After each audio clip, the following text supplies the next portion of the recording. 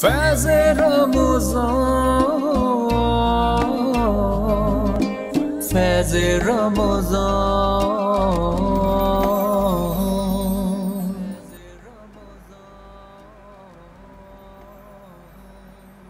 ناظرین، آپ سب دیکھ رہے ہیں فیض رمضان۔ وقفے کے بعد ہم ایک بار پھر حاضر ہو گئے۔ آج جو سوال آپ سے کیا ہے وہ بتا دوں پہلے، قرآن مجید کی سب سے چھوٹی سورہ کون سی ہے؟ قرآن مجید کی سب سے چھوٹی سورہ کون سی ہے؟ 3 آپشنز آپ سب کو دیے، سورہ نساء، سورہ بقرہ، سورہ کوثر۔ آپ نے صحیح جواب بتانا ہے۔ آپ فیس بک پر، یوٹیوب پر، انسٹاگرام پہ ہمارے ساتھ شامل ہو سکتے ہیں اور کوئی بھی آپ کمنٹ بھی کر سکتے ہیں۔ اس کے ساتھ ہی آپ ہمارے ساتھ جو عالم دین ہیں، آج ہم توکل پہ بات کر رہے ہیں، کوئی سوال کرنا چاہیں وہ بھی کر سکتے ہیں۔ اچھا، میں نے آپ کو کیونکہ روز ہی یہ بتایا ہے کہ جو ہم سوال کر رہے ہیں اس میں نادوز سیلون کی جانب سے آپ کو گفٹ واؤچر دیا جا رہا ہے، اور کل بھی جو صحیح جواب دیا تھا جب ہم نے پوچھا تھا کہ قرآن مجید کا دل کون سی سورہ ہوتی ہے، تو سائمہ نے حیدرآباد سے جیتا ہے یہ واؤچر، اور انہوں نے صحیح جواب دیا تھا کہ سورہ یاسین۔ اس کے ساتھ ہی آپ لوگ بھی کوئی بھی جو بھی ہم روزانہ سوال کرتے ہیں وہ اس کا صحیح جواب بھی دے سکتے ہیں کال کے ذریعے بھی فیس بک پر، یوٹیوب پر، ٹویٹر پہ، انسٹاگرام پہ آپ ہمیں جوائن کر سکتے ہیں۔ اور میں روز بولتی جا رہی ہوں کہ ضروری نہیں ہے کہ یہ صرف خواتین دیکھ رہی ہیں تو انہوں نے ہی کال کرنی ہے، مرد حضرات بھی کال کر سکتے ہیں، اور اپنے گھر میں جو بھی خواتین ہیں ان کو آپ گفٹ کر سکتے ہیں نادوز سیلون کا گفٹ واؤچر۔ آج جب ہم بات کر رہے ہیں، دیکھیں رمضان المبارک میں ہمیں جو درس بھی دیا جاتا ہے، اور اسلامی جب ہم بات کرتے ہیں تو رمضان المبارک ایک طرح تربیت کا مہینہ بھی ہے۔ وہیں جب ہم آج توکل کی بات کر رہے ہیں تو علامہ صاحب کچھ بتائیں گے احکام الہی، جیسے اللہ تعالیٰ ناشکر لوگوں کو پسند نہیں فرماتا ہے، اللہ تعالیٰ پر توکل تو ہے، شکر جب جو لوگ کرتے رہتے ہیں یا صبر کرتے ہیں یا اس سے توبہ کرتے ہیں، اللہ تعالیٰ انہیں بہت پسند فرماتا ہے۔ وہیں جب ہم توکل کی بات کرتے ہیں، اس میں احکام الہی بتائیے۔ دیکھیں، توکل کے بنیادی طور پر اجتماعی اور انفرادی فوائد دونوں ہیں۔ جی بالکل، یعنی توکل ایک ایسا زیور ہے جو مزین کرتا ہے مومن کو۔ ٹھیک ہے، تو اس کے اجتماعی فوائد کیا ہیں اور انفرادی فوائد کیا ہیں، آپ اس کو یوں سمجھ لیں کہ جب بندہ مومن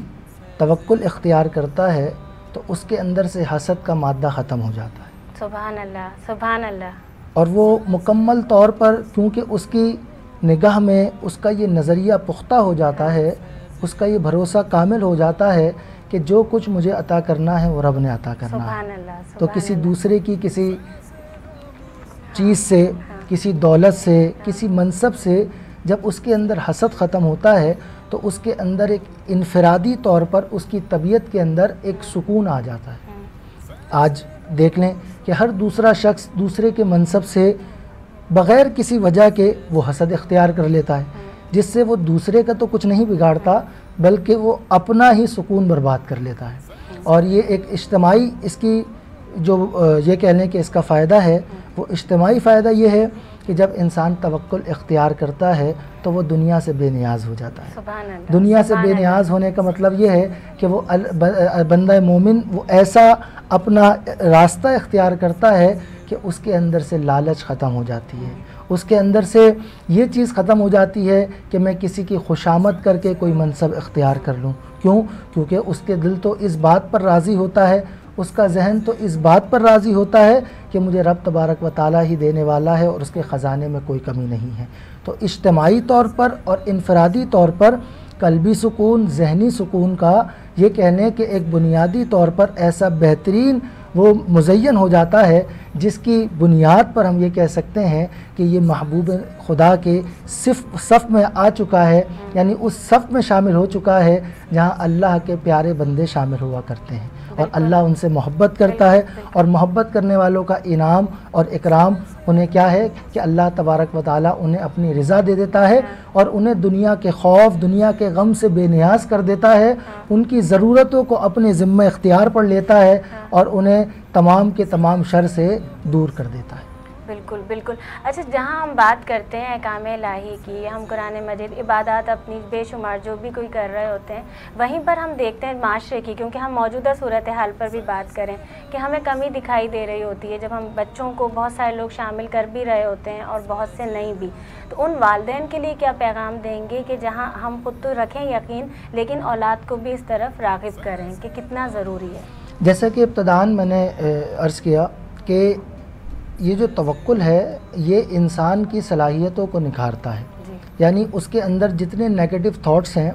آپ اس کو ختم کریں گے جیسے جیسے آپ توکل کا مادہ بڑھائیں گے، یعنی اسے یہ بات بتائیں گے کہ اس کے اندر اللہ نے ایک پوشیدہ صلاحیت رکھی ہے، وہ اس صلاحیت کے ذریعے ترقی کرے۔ اللہ نے اس کو ایک خصوصی مقام اور مرتبہ دیا ہے جس کے ذریعے وہ حلال روزی کا اہتمام کرے، اپنے اہل و عیال کی ضروریات کو پورا کرے۔ تو یہ وہ چیزیں ہیں جو ابتدائی زمانے سے بچوں کے اندر ڈالنا ضروری ہے۔ اگر انہیں اس طرح کی نیگیٹو چیزوں کے اندر ڈال دیا جائے کہ وہ اتنی ترقی کر رہا ہے ہم اسی ٹریک پر چلے جائیں، یا وہ غلط راستے پر ہے ہم اس کو اختیار کر لیں، تو پھر بندہ یہ جنگل کے قانون کی طرح چلا جاتا ہے، وہ اپنے اوپر شریعت کے قانون کو لاگو کرنے کے لیے تیار نہیں ہوتا۔ بالکل۔ اچھا، اسی میں لیکن ایک سوال میرا بنتا ہے کہ جہاں کیونکہ آپ نے اس سے پہلے بھی وہی ایک لفظ پھر دوبارہ سے دہرایا، حسد، تو حسد کو تاکہ سے ہمارے لوگوں تک، ناظرین تک، عوام تک آپ کی زبانی وہ چیز پہنچے جو شاید میں بتاؤں بھی تو اس کے اندر ان کی سمجھ میں اتنا نہ آ سکے کہ جب ہم حسد کر رہے ہوتے ہیں تو وہ حسد خود ہمیں بھی کتنا نقصان پہنچا رہا ہوتا ہے۔ سب سے پہلے تو حسد کرنے والا خود اپنے اندر موجود جو سوچنے اور سمجھنے کی صلاحیت ہے اس کو تباہ و برباد کر لیتا ہے، بالکل، یعنی آپ کی نیکیوں کو، ہر چیز کو کھا جاتا ہے۔ اور اس کا بنیادی جو مقصد ہوتا ہے وہ اپنے لیے وہ منصب لینا تو ہے، لیکن دوسرے کی بربادی اس کا جو ہے وہ یہ مطمع نظر ہوتا ہے کہ یہ منصب مجھے مل جائے اور اس منصب سے یہ اتر جائے۔ تو یہ چونکہ ایک نیگیٹو تھاٹ ہے، اور اس میں آپ جب ایک منفی نظریہ لے کر چلتے ہیں تو آپ کے اوپر ایک منفی خیالات کا ایک بوجھ آ جاتا ہے، جس کی وجہ سے آپ کے اندر جو پازیٹیو تھاٹس ہیں، ایک مثبت سوچ ہے، اس کو آپ بند کر لیتے ہیں، اور ترقی کے دروازے اور جو ارتقائی منازل ہیں انسان کی سوچنے کی، سمجھنے کی، فہم کی، اس کو بند کر کے اپنا محور اور مرکز صرف اسی ذات کو سمجھتے ہیں جس سے آپ حسد کرتے ہیں۔ تو اس کی جگہ اسلام نے رشک کا ہمیں پہلو دیا ہے۔ رشک کیا ہے کہ رشک ہم یہ کریں کہ اس منصب کی چاہت تو کریں لیکن اپنے مسلمان بھائی کے لیے تباہ اور بربادی کا نہ سوچیں، ہے نا۔ اس میں یہ ہے کہ اس کے لیے دعائیں ہوں کہ اللہ اس منصب میں برکت دے، اس مال میں برکت دے، اس عہدے میں برکت دے، تاکہ ہمارے دل کے اندر اس کے لیے کوئی منفی خیالات نہ آئیں، بلکہ ہم اس منصب پر اپنے آپ کو گامزن کریں اور اس کے جتنے منازل ہیں، جتنی ایسی چیزیں ہیں جن کو ہمیں اختیار کرنا ہے، ہم ان کی طرف سوچیں۔ تو یہ وہ خیال ہے جس کے ذریعے ہم مثبت سوچ کی طرف داخل ہو سکتے ہیں، جو اللہ تعالیٰ پسند بھی فرماتا ہے۔ اسلام ہمیں اسی کا درس دیتا ہے۔ وہیں پر جب ہم توکل کی بات کرتے ہیں اور صبر، تو ان کا بھی بڑا، اگر ہم کنیکشن کو ملائیں تو بہت زیادہ گہرا تعلق ہے، اور اس کے لیے یہ بھی کہا جاتا ہے جب صبر کا بھی ہے نا کہ صبر وہ نہیں ہے جب ہم کہہ رہے ہیں، یا توکل بھی وہی چیز ہے کہ ہم صرف کہہ رہے ہیں کہ اللہ تعالیٰ پر ہے، یا ہم نے صبر کر لیا۔ صبر واقعی وہ چیز ہے کہ جس وقت آپ پر جو مشکل آئی ہے اس وقت کر لیا جائے، اور وہی توکل ہے۔ کیا فرمائیں گے؟ اس میں یہی ہے بنیادی طور پر کہ بعض چیزیں قولی طور پر تو ہم اپناتے ہیں، یعنی مثال کے طور پر جی جناب میں بہت شکر گزار ہوں، ابتداً یہ بات کی جائے، زبان کہہ رہی ہے، عمل نہیں، اور اس میں جب عملی پہلو میں دیکھیں تو گفتگو کے 2-3 جملوں کے بعد ہی ناشکری کا پہلو آ جاتا ہے۔ تو یہاں پر یہ بات ہے کہ ذہن تو اس بات کو مان رہا ہے کہ یہ وہ بہترین گلدستہ ہے جس کو مجھے میرے گھر میں سجانا ہے، میری زندگی میں سجانا ہے، جس کی خوشبو سے اپنی زندگی کو معطر کرنا ہے، لیکن ناشکری کے کانٹے اس گلدستے کو میرے قریب نہیں آنے دیتے، جس کی خوشبو سے میں اپنی زندگی کو معطر نہیں کر پاتا۔ اور یہی وجہ ہے کہ بنیادی طور پر ہم توکل کے لیے ذہنی طور پر تیار ہوتے ہیں، لیکن بعض مرتبہ بے صبری، بعض مرتبہ ناشکری، اور بعض مرتبہ جلد بازی، بعض مرتبہ حسد، بعض مرتبہ تکبر، یہ وہ چھوٹی چھوٹے عوامل ہیں جس کی وجہ سے ہم قولی طور پر توکل کو تو اپنا رہے ہوتے ہیں لیکن عملی میدان میں اس کا ہمیں کوئی بھی پہلو نظر نہیں آ رہا ہوتا۔ اب مثال کے طور پر کسی پر کوئی مصیبت آن پڑے، کوئی گھر میں فوتگی کا معاملہ ہو، کوئی ایکسیڈنٹ کا معاملہ ہو، علاج معالجے میں دقت کا معاملہ ہو، تو اس میں بے صبری آپ کو اس کے نتائج تک نہیں پہنچا سکتی۔ یعنی اگر کوئی شخص بیمار ہو جائے تو آپ اگر سب مل کر بھی واویلا کریں تو ایسا نہیں ہے کہ وہ بیماری چلی جائے گی، بلکہ آپ اللہ کے یہاں ناشکرے ٹھہرائے جائیں گے۔ تو بہتر یہ ہے کہ آپ شکر گزاری کریں اور اللہ کی رضا میں راضی رہیں۔ اللہ کی رضا کیا ہے کہ یہ تکلیف اگر مجھے پہنچی ہے تو اس تکلیف کو دور کرنے والا کوئی اور نہیں ہے بلکہ وہی خالق و مالک ہے۔ تو یہ ہمیں توکل کا مادہ ہے، اور اس میں مختلف فیز ہیں۔ آپ دیکھیں زندگی کے اندر یکساں دن نہیں رہتے، ہر انسان کے مختلف دن ہوتے ہیں، کچھ خوشحالی کے دن ہیں، کچھ تنگی کے دن ہیں، کچھ بہت زیادہ خوشحالی کے دن ہیں، تو ہر حال میں اللہ کا شکر ادا کرنا ہے اور اللہ کی خفیہ تدبیر سے بھی ڈرتے رہنا ہے۔ اور کوتاہی بھی تلاش کرنی ہے کہ یہ آزمائش بھی ہے تو جی کیوں جی آئی جی ہے، جی اس یہ کی ایسا وجہ- نہیں ہے کہ بندہ اب خوشحالی میں ہے،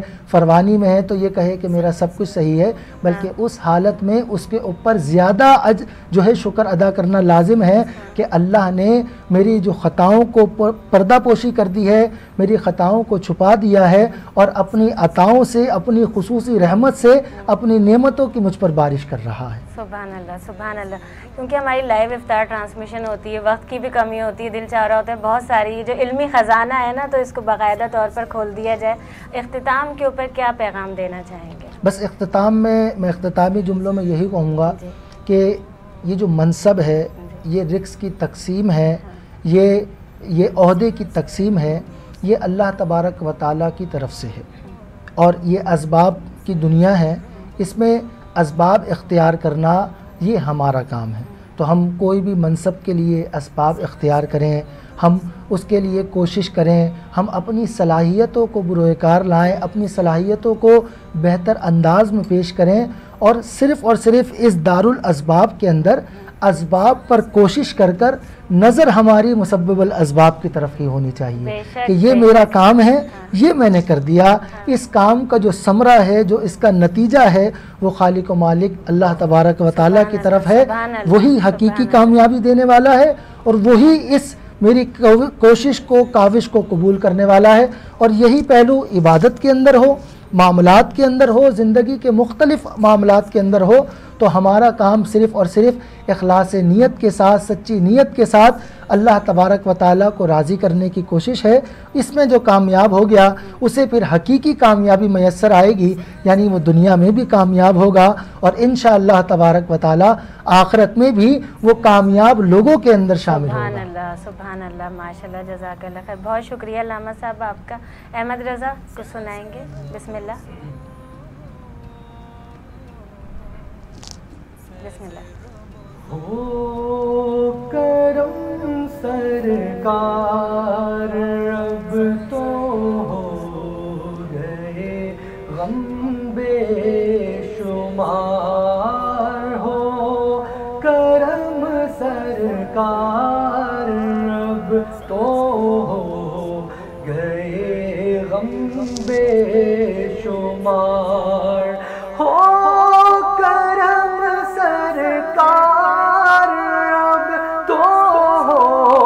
گئے غم بے شمار، ہو کرم سرکار اب تو ہو گئے غم بے شمار، جان و دل تم پر فدا اے دو جہاں کے تاجدار، جان و دل تم پر فدا اے دو جہاں کے تاجدار، میں اکیلا اور مسائل زندگی کے بے سبحان اللہ سبحان شمار، اللہ سبحان اللہ۔ اکیلا اور مسائل زندگی کے بے شمار، آپ ہی کچھ کیجئے نا اے شہ عالی وقار، یاد آتا ہے طواف خانہ کعبہ مجھے، یاد آتا ہے طواف خانہ کعبہ مجھے، اور لپٹنا ملتزم سے نہانا بار بار، گنبد خضرا کے جلوے اور وہ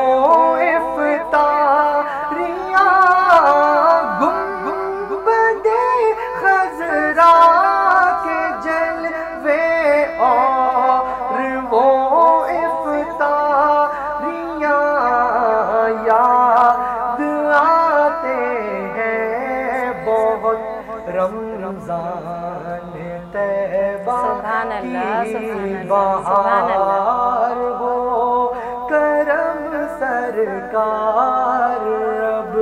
تو ہو گئے غم بے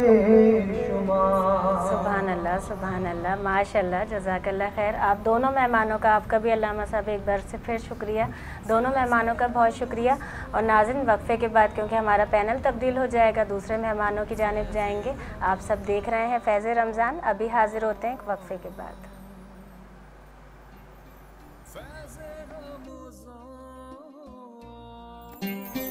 فیض رمضان، فیض رمضان،